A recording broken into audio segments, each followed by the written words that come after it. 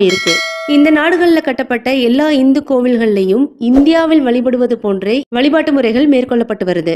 இந்த ஐக்கிய அரபு அமீரகத்தோட மத நல்லிணக்கத்திற்கும் சகிப்புத்தன்மைக்கும் ஒரு சிறந்த எடுத்துக்காட்டு என்னன்னா, சமீபத்துல பிரம்மாண்டமா கட்டி முடிக்கப்பட்டு கும்பாபிஷேகம் நடக்க இருக்கிற இந்து கோவில் தான். இந்த இந்து கோயில் அபுதாபில கட்டப்பட்டிருக்கு. கடந்த 2015ஆம் ஆண்டு பிரதமர் மோடி அவர்கள் அரசுமுறை பயணமா அபுதாபிக்கு முதல் முறையா போனாரு. அப்போ அங்க வாழக்கூடிய இந்தியர்கள் சார்பாகவும் இந்துக்கள் சார்பாகவும் அபுதாபில ஒரு இந்து கோயில் கட்டணும்னு அமீரகத்துக்கு ஒரு வேண்டுகோள் வச்சாரு. இவரோட வேண்டுகோளுக்கு இணங்க அமீரக அரசும் இந்து கோயில் கட்டிக்கிறதுக்கு ஒப்புதல் அளிச்சுது.